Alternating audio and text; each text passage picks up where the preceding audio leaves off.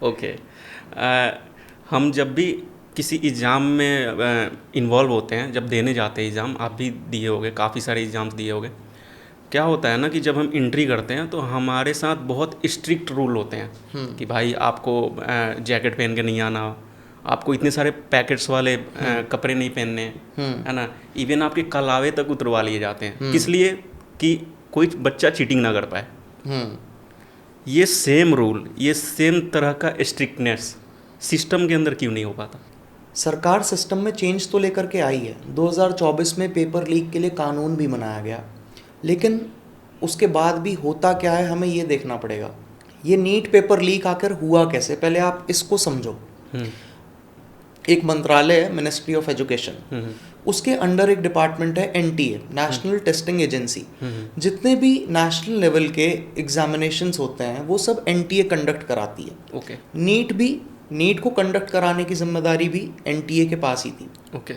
अब होता क्या है, एनटीए के अंडर ये जो नीट पेपर जो बनाया गया था, इसकी जो भी टीम थी उसमें एक प्रोफेसर थे पीवी कुलकर्णी, वो केमिस्ट्री के प्रोफेसर थे और उनके पास एक्सेस था पूरे नीट के पेपर का। तो वो करते क्या हैं, इस बार पेपर लीक ऐसे नहीं होता है कि उसको की फोटो खींच ली गई और सोशल मीडिया पे सर्कुलेट किया गया या उसको बेचा गया। इस पेपर लीक में ऐसा कुछ भी नहीं हुआ। इस पेपर लीक में हुआ ये कि पीवी कुलकर्णी जो थे उनके पास उसका एक्सेस तो था ही नीट पेपर का, जो नीट के क्वेश्चन पेपर का। वो क्या करते हैं, पुणे में अपने घर पे अपने कुछ स्टूडेंट्स को बुलाते हैं और उनको ओरली वो क्वेश्चंस पूरा एग्जाम पेपर डिक्टेट करते हैं। और उसके सॉल्यूशंस वो लोग स्टूडेंट्स ऑब्वियसली उसके सॉल्यूशंस निकाल लेते हैं, करेक्ट आंसर उनको पता लग जाता है। और ये पेपर लीक वो स्टूडेंट्स आगे, स्टूडेंट्स का आपको पता है, अगर आपके पास पेपर है तो आप अपने बेस्ट फ्रेंड को जरूर दोगे, और आपके बेस्ट फ्रेंड का बेस्ट फ्रेंड सिर्फ आप नहीं हो, उसका भी एक बेस्ट फ्रेंड है, तो एक चेन रिएक्शन स्टार्ट होता है। तो यही हुआ, चेन रिएक्शन स्टार्ट हो गया और उसके बाद फिर, और वो हैंड रिटन पेपर था, इसलिए किसी ने उसको सीरियसली नहीं लिया।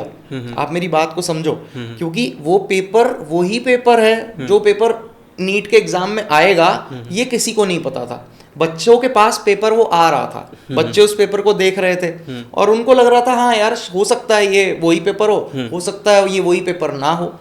लेकिन जब ये नीट एग्जाम कंडक्ट हो गया उसके बाद जिनके पास वो क्वेश्चन था, जिनके पास वो पेपर था, उन्होंने जब देखा कि सेम पैटर्न में वही क्वेश्चंस इसमें भी रिपीट हो रहे हैं, सेम आंसर्स उनके भी हैं, तब उसके बाद सरकार को ये पता लगा कि ये पेपर लीक हो चुका था, ये पहले से टेलीग्राम पे सर्कुलेट हो रहा था। इसीलिए आपने देखा होगा री एग्जाम कराया गया तो टेलीग्राम को बैन भी किया गया था 5-6 दिन के लिए। तो उसका रीजन यही है क्योंकि टेलीग्राम तो सिर्फ एक माध्यम था, है ना।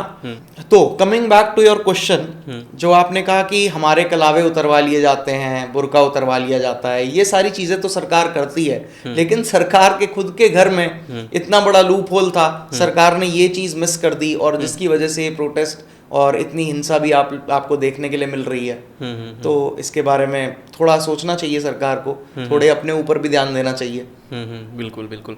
जब भी री एग्जामिनेशन होता है तो कहीं ना कहीं प्रेशर दोबारा से स्टूडेंट के ऊपर आता है, यार फिर से प्रिपरेशन, क्योंकि उसने 6 महीने से जो प्रिपेयर करा था, हाँ, उसने एग्ज़ाम दे दिया, वो 100% संतुष्ट है कि मेरा एग्ज़ाम बहुत बढ़िया गया, वापस से उस प्रेशर को झेलना, तो कहीं ना कहीं ये तो गलत है।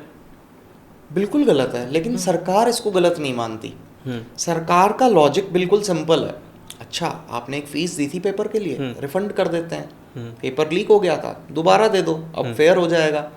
ये सरकार को लगता है जिम्मेदारी उनकी पूरी हो गई, उनको लगता है उन्होंने सब बैलेंस कर दिया, पर ऐसा नहीं है। अगर आप स्टूडेंट रहे होगे तो आप समझोगे एग्जाम से पहले का स्ट्रेस क्या होता है। जब आप पेपर देने जाते हो तो अकोमोडेशन भी लगती है, ट्रैवल एक्सपेंस भी लगता है, क्या आपने वो दे दिया बच्चों को?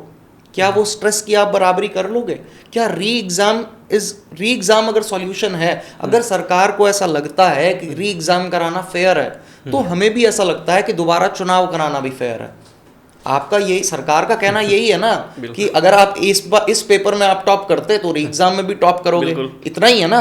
हमारा भी कहना यही है। आप 2024 में चुनाव जीते थे, आप 2026 में आज चुनाव लड़ लीजिए, आप दोबारा जीत जाएंगे, आप भी एक बार री इलेक्शन करवा लीजिए ना, क्या प्रॉब्लम है? बिल्कुल। सीजेपी का डिमांड हमेशा से रहा है और आज भी है कि एजुकेशन मिनिस्टर को रिज़ाइन देना चाहिए। आपको लगता है कि रिजिग्नेशन जो है वो एक सॉल्यूशन हो सकता है? रेजिग्नेशन ही तो सॉल्यूशन है, और क्या सॉल्यूशन है? आपने पेपर लीक के लिए कानून तो बना लिया, 2024 में बना दिया था, पेपर लीक हो गया, तो डेफिनेटली ये तो सॉल्यूशन नहीं है। देखिए, अकाउंटेबिलिटी का एक ट्रेंड आ रहा है अब देश में, है ना? वो ट्रेंड आना बहुत ज़रूरी है, और जेनजी जिसको आप बोलते हो, जेनजी ही इस ट्रेंड को लेकर के आएगी। जवाबदेही, अकाउंटेबिलिटी जिसको हम बोलते हैं, वो बहुत ज़रूरी है। देखिए, इससे होगा क्या? मैं मानता हूँ एजुकेशन मिनिस्टर रिजाइन दे देंगे, उससे कुछ नहीं बदलेगा। आई एग्री, कुछ नहीं बदलेगा, सब सिस्टम तो वही है, कुछ भी चेंज नहीं हुआ ना, डाउन द लाइन कुछ भी चेंज नहीं हुआ। आपने एक टॉप एजुकेशन मिनिस्टर को हटा दिया, उससे सिस्टम चेंज नहीं होगा। ओके, दूसरा एजुकेशन मिनिस्टर आएगा, हो सकता है दोबारा पेपर लीक हो, हम दूसरा एजुकेशन मिनिस्टर भी हटा देंगे, तीसरा एजुकेशन मिनिस्टर आएगा, उसको डेफिनेटली डर होगा कि अगर पेपर लीक हुआ तो ये मेरी कुर्सी के पीछे भागेंगे, मेरी कुर्सी छीन लेंगे, वहां से चेंज स्टार्ट होगा। ये डर होना जरूरी है, उनका कुछ बिगड़ना जरूरी है। हमारा बिगड़ता है, 21 बच्चे सुसाइड कर चुके हैं, ये हमारा बिगड़ा, उनका क्या बिगड़ा बताओ? कुछ बिगड़ा है? हम क्या मांग रहे हैं? 21 जाने चली गई, उसके बदले हम क्या मांग रहे हैं? जान मांग रहे हैं क्या आपकी? क्या मांगा हमने? हम एक रेजिग्नेशन मांग रहे हैं, एक सॉरी मांग रहे हैं, ये भी डिजर्व नहीं करते क्या हम?